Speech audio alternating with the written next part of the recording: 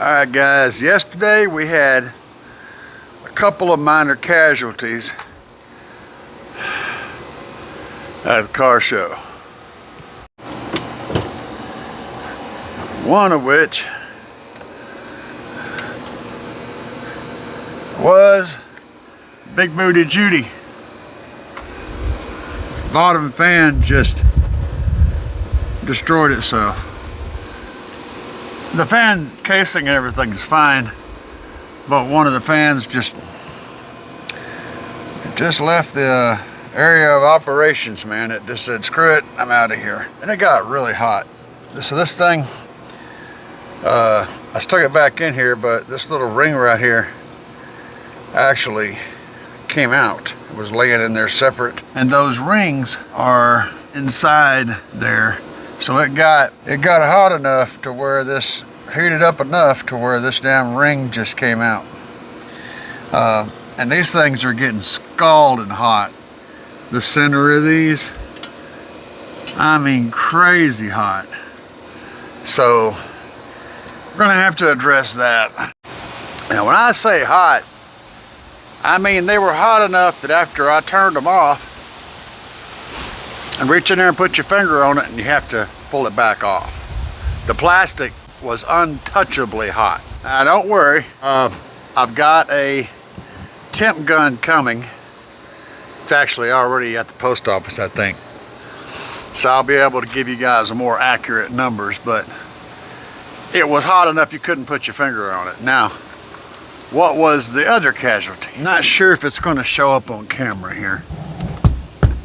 You see, this wood is still solid. This 3/4 inch up here, it does what 3/4 inch does. But the base doesn't care about 3/4 inch. It just says you're going to move, and it goes, okay, I guess I will. So, but I'm getting a lot of flex right here. A lot of flex, and I'm wondering about that, how I'm going to sort that out.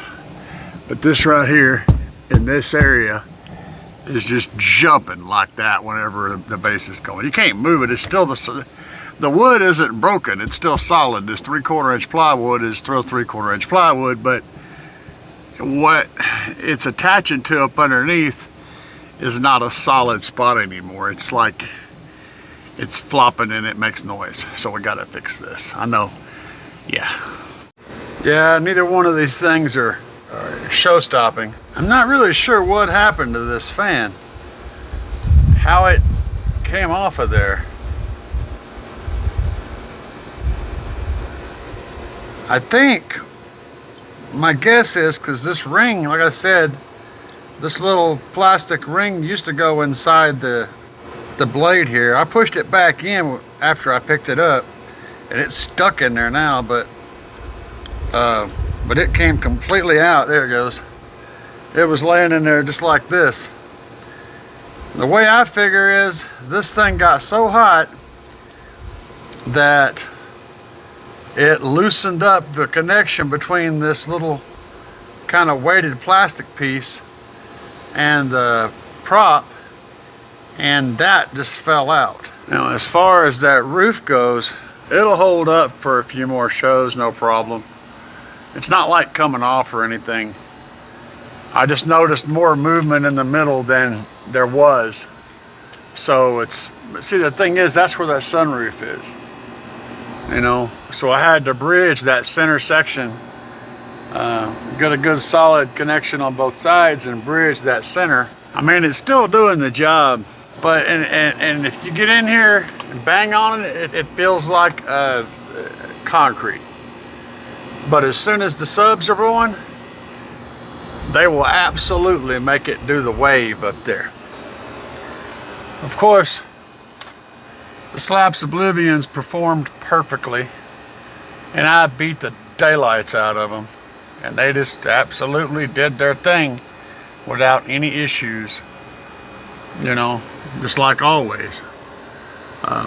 And the Slapz shock 8Ks and the 4 channels, even with enough heat to melt that fan and cause it to fly into pieces, these amplifiers never shut off, never made a funny noise, never did a weird thing, just consistently delivered power and played the system.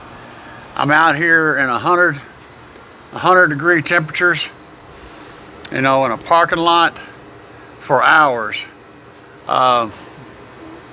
just demo after demo after demo, beating the brakes off of it.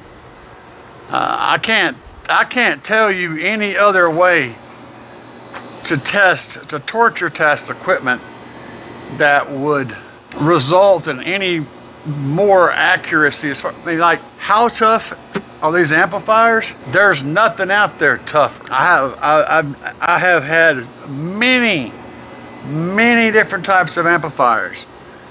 I've never had amplifiers that just flat out did not care. These don't. And I ran all day on the trunked under lithium Banger 10K version 1, all by itself. It and one alternator, you know, on this 16,000 watt system. Shit flying around everywhere, but the equipment never failed. I mean, like, dude, I'm a huge fan of stuff that always works. That's my number one qualification. I want equipment that works every time and it always does what I want it to do, no matter what kind of world it's living in. I want it to always work.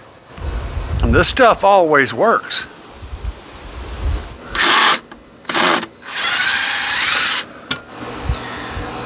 All right, so check this out.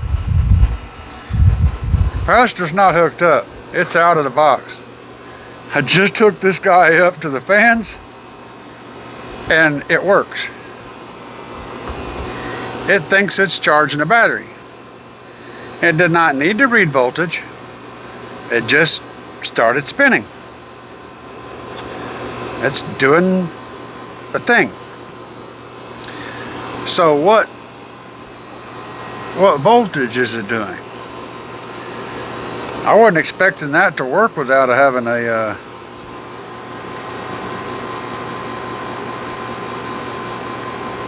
whoa. What's going on? Is that me shaking?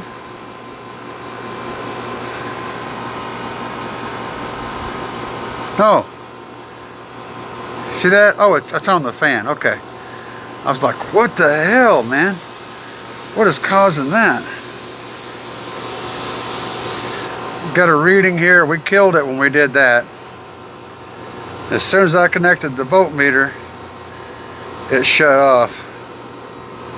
Not sure why. Okay, there we go. Yeah, now it's ready to do it again. It's like, yeah, oh yeah, I'll spin fans. I got this. And the red light means it's not charged. It's hooked up but not charged. Whenever it turns green, it figures it's done charging.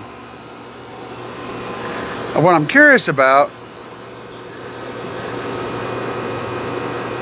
is whether or not these things will get hot running at 12 volts, but unfortunately, when I tried to read the voltage, it decided that it was done playing ball. So let's try it again, because that's how science works. You test it again. All right, that time I got something. Hang on a minute.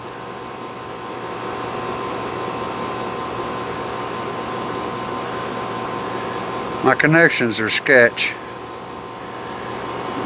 11.85. That's what we're setting at, because there's no battery. There it goes, doing that crazy thing again, because it's hitting that hub. I thought there was some kind of weird magnetism thing going on the first time. I was like, what the hell? So yeah, it's around 12 volts, a little shy. These are supposed to be rated for 12 volts. So I'm not really sure why they would be getting hot. But this thing is giving them, you know, close to 12 volts, and it can do that pretty much indefinitely, I guess. So I want to find out if they actually get hot running on 12 volts. So after running for 10 minutes at almost 12 volts, they're not even warm to the touch. Well, maybe a tiny bit warm on that very center part, but not anything near hot enough to cause issues. That leads me to a conclusion. Actually, several conclusions. One, this little battery charger seems to be able to act like a low amperage power supply. Interesting. Note to self. We got to cool them, right? I mean, although I didn't have any issues with them shutting off before I put the fans in, I've never had an issue. I never had one shut off at all. So, but cooler is better. So, cooler is better. Got to do that. Well, let's see here. We can't go down past the amplifier because the door gets in the way, and we can't come out past the amplifier this way because it'll hit everything. This is as big as it can get, but let's see what we got to work with. So it looks like 7 inches is our maximum depth that way. We can be flexible on this. We can come up higher, drop down a little bit, things like that, but we'll say around, well, the exact will be around 14 inches. And what did I say? 6 inches or 7 inches? Yeah, 7 comes out about 1/8 of an inch. We'll call it 7. 7 by 14. That works out pretty good though. Do the millimeter conversion, figure out what size that would be, but it sounds like it would be 2 large fans if I can find something that's near that size. All right, so that's how much room we have there. With the window rolling up mechanism. Everything else is clear at the above. And then down here, you see that the armrest comes in past the amp. But if we stay up there, I don't know, probably an inch or so. It'd be 177 millimeters. So probably maybe 180. I know there's a 120. I know there's a 200. I don't know if a 200 would fit though. Have a peek here and see if we can guesstimate on the maximum inches, and we'll do another. We can fit 8 inches in there with about a 1/4 inch to spare. All right, so 8 inches in millimeters is 200 millimeters. That means we could run a 200 millimeter fan. I gotta look and see, but I think they do exist. All right, guys, I may have found the fan. This guy right here. It's 172 millimeters, which is fine. I can fit a 200. High-speed dual ball bearing fan with adjustable speed. And it comes with this converter speed controller. And if we look at the speed controller, it says from 9 volts to 24 volts. So that is going to be an inverter right there that sends out a DC signal. So I could run 14.8 volts on this, and it'll be running at like reduced power. So it's got a speed controller there.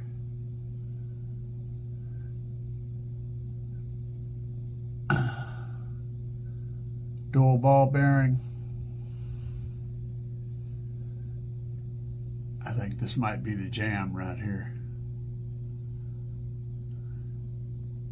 Handles up to 85% humidity. It's got fan guards. What's this? There's a video. Let's see what the video says. Okay, spinny fan. Yeah, I like the thickness of that thing. It's got some girth to it. Oh, where is that? What country is that? Holy crap.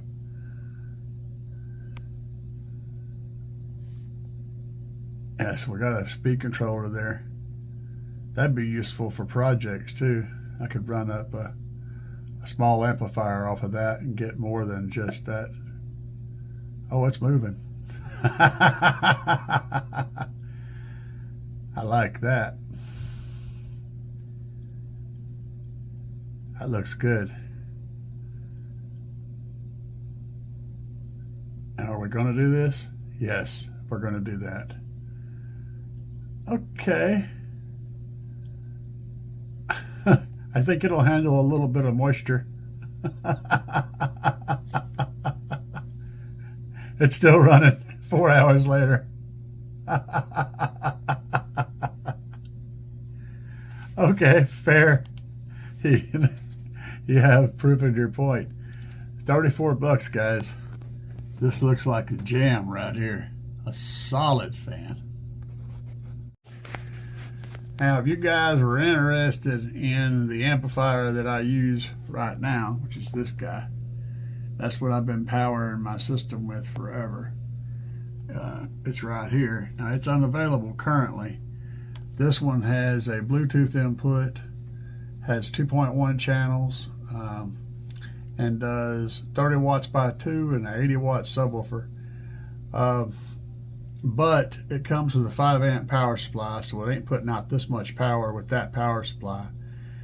You run a bigger power supply on it, you can get a pretty decent amount of power out of it, and the thing gets down. The bass machine. Power flowing, noodles jumping, subs pumping hard. Amplifiers amplifying, tear this thing apart. Remix it, bass enhance and drop it to the ground. Hit yeah, the key and twist the knob, drop a wall of sound. Hair flying, towels floating, feel it in your bones. Pressure building, wires jumping, streaming on a phone. Heart pumping, eyes blurring, windows coming down. Nose itching, floor jumping, hurricane of sound. Yeah, see, if y'all are interested in this, you're going to have to catch it when it's available. Currently, it's not. But there are some other variants that are similar. Like this guy up here is like a four channel version of it. Oh, cool! It's got a little display and everything. I jump on this. It's got a Bluetooth. Mine has the inputs in the back for the. Yeah, there we go. So you see over here on the, it's got the input for the PC that works. You got your regular audio inputs, and then this one has, okay, this one doesn't have a subwoofer amplifier. It's got 4 amplified channels and a subwoofer output. So not ideal. The one that I've got has, if you can find it.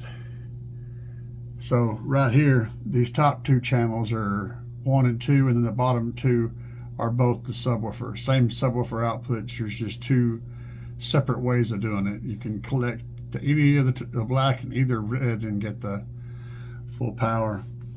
And it's got the line inputs, and it's got the RCA input. It's got a deal for to output voltage to a device, so you can output to a phone or something. Right there, you got your input for your power and a Bluetooth receiver right there. Pretty cool little piece of kit.